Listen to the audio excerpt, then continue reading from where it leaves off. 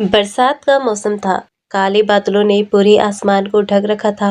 घने जंगल के किनारे बसे छोटे से गांव सोनपुर में लोग अपने अपने घरों में छिपे बैठे थे। तेज हवा चल रही थी और बिजली बार बार आसमान को चिरती हुई चमक रही थी।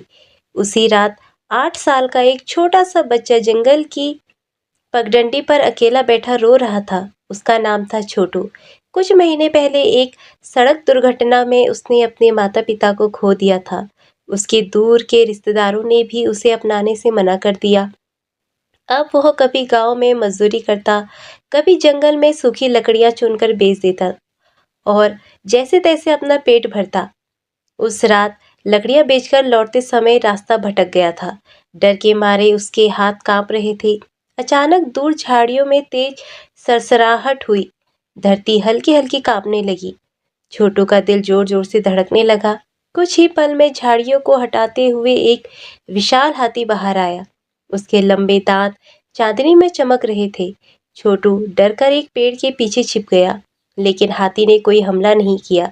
वह धीरे धीरे छोटू के पास आया और अपनी सूंड से उसके सिर को छुआ। छोटू ने कांपते हुए उसकी आंखों में देखा। उन आंखों में गुस्सा नहीं था, केवल अपनापन था। हाथी ने अपनी सूंड में कुछ जंगली केले उठाए और छोटू के सामने रख दिए। छोटू 2 दिन से ठीक से खाना भी नहीं खाया था। उसकी आंखों में आंसू निकल पड़े। वह धीरे धीरे केले खाने लगा। हाथी वहीं खड़ा उसे देखता रहा। उस रात छोटू उसी विशाल बरगद के नीचे सो गया। हाथी पूरी रात उसके पास पहरा देता रहा। सुबह जब सूरज निकला तो छोटू ने मुस्कुराकर कहा, अब से मैं तुम्हें गजराज कहूंगा। जैसे हाथी उसकी बात समझ गया हो, उसने जोर से अपनी सूंड हवा में उठा दी। उस दिन से दोनों की दोस्ती शुरू हो गई। छोटू हर सुबह जंगल आता। गजराज उसे मीठे फल ढूंढ कर देता, कभी नदी तक ले जाता, कभी अपनी सूंड से ऊंची डालियों पर लगे आम तोड़कर देता। धीरे धीरे छोटू का डर खत्म हो गया। अब उसे लगता था कि भगवान ने उसके माता पिता तो छीन लिए, लेकिन बदले में उसे एक ऐसा दोस्त दे दिया जो कभी उसे अकेला नहीं छोड़ेगा। कुछ महीनों बाद गांव के लोगों को इस दोस्ती का पता चला। कई लोग हैरान थे, लेकिन कुछ लोग डर गए।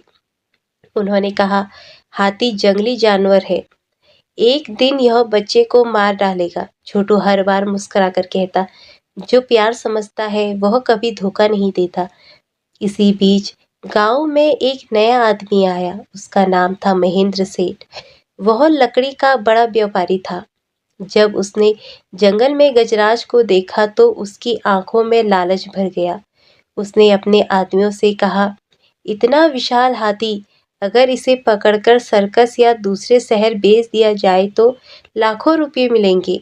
उस रात महेंद्र सेठ ने जंगल में गहरे गड्ढे खुदवाए और उन पर सूखी टहनियां बिछा दी। अगली सुबह छोटू हमेशा की तरह गजराज से मिलने जा रहा था। उसने रास्ते में कुछ अजीब निशान दिखाई दिए। वह समझ नहीं पाया। उधर गजराज दूर से छोटू की ओर आ रहा था। अचानक धरती जोर से टूटी। एक भयानक आवाज आई। गजराज का अगला पैर फिसला और वह सीधे एक गहरे गड्ढे में जा गिरा।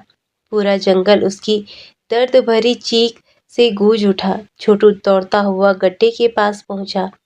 उसने नीचे देखा। गजराज पूरी तरह घायल था। उसके पैर से खून बह रहा था। छोटू जोर जोर से रोने लगा। उसी समय झाड़ियों के पीछे से महेंद्र सेठ और उसके आदमी बाहर निकले। उसके हाथों में मोटी रस्सियां और लोहे की जंजीरें थी। महेंद्र सेठ हंसते हुए बोला, अब यह हाथी हमारा है। छोटू उनके सामने खड़ा हो गया। उसकी आंखों में आंसू थे, लेकिन आवाज में हिम्मत। पहले मुझे हटाना होगा, उसके बाद ही तुम गजराज को ले जा पाओगे।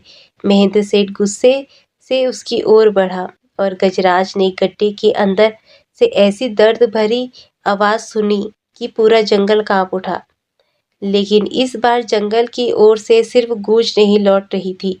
ऐसा लग रहा था जैसे कोई और भी उसे आवाज दे रहा हो और जवाब दे रहा हो। महेंद्र सेठ की हंसी पूरे जंगल में गूंज रही थी। उसके आदमी मोटी रस्सियां और लोहे की जंजीरें लेकर गड्ढे की ओर बढ़ने लगे। छोटू दोनों हाथ फैलाकर उसके सामने खड़ा हो गया। उसकी आंखों में आंसू थे, लेकिन आवाज में डर नहीं था। अगर गजराज को ले जाना है तो पहले मुझे हटाना होगा। महेंद्र सेठ हंस पड़ा। एक छोटा सा लड़का मेरा रास्ता रोकेगा। उसने अपने आदमियों को इशारा किया। दो आदमी छोटू को पकड़ने के लिए आगे बढ़े। उसी समय जंगल में एक जोरदार आवाज गूंजी। फिर दूसरी ओर, तीसरी ओर। कुछ ही क्षणों में चारों ओर पेड़ों के पीछे से हाथियों का एक पूरा झुंड बाहर आ गया। उनका मुखिया एक बूढ़ी हथनी थी। बहुत सीधे गड्ढे के पास आकर खड़ी हो गई। महेंद्र सेठ ने आदमी डरकर पीछे हट गए, लेकिन बूढ़ी हथनी ने किसी पर हमला नहीं किया।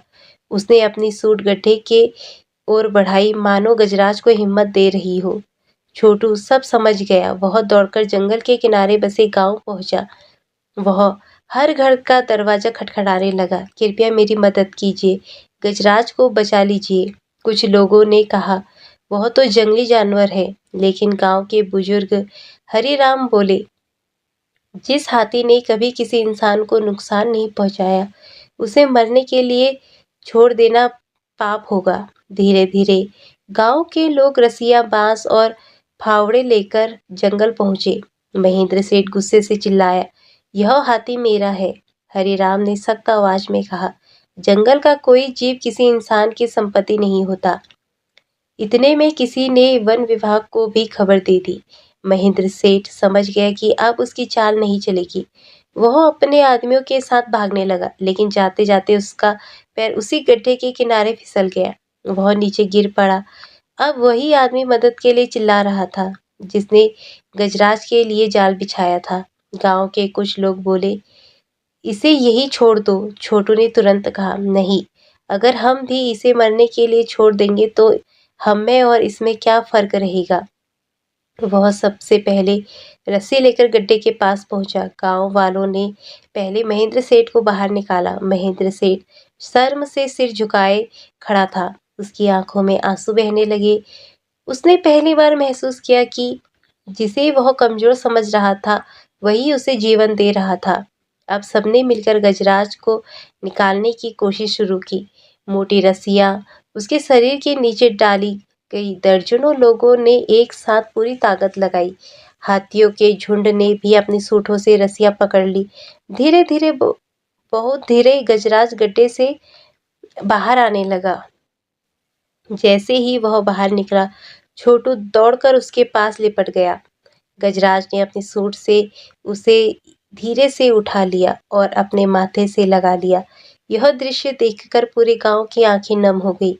वन विभाग के अधिकारी भी वहां पहुंच चुके थे। उन्होंने महेंद्र सेठ को गिरफ्तार कर लिया।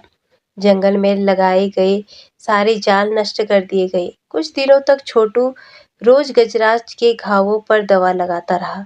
वह जंगल से औषधि पत्तियां लाता, साफ पानी से उसके घाव धोता और घंटों उसके पास बैठा रहता। धीरे धीरे गजराज पूरी तरह स्वस्थ हो गया। एक सुबह सूरज की पहली किरण जंगल पर पड़ी। गजराज छोटू के सामने आकर खड़ा हो गया। उसने अपनी सूंड से छोटू के सिर को प्यार से सहलाया।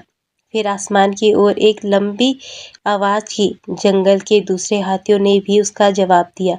ऐसा लग रहा था मानो वे अपनी साथी को विदा देने आए हों। छोटू समझ गया, अब गजराज को अपने परिवार के पास लौटना होगा। उसकी आंखों से आंसू बह निकले।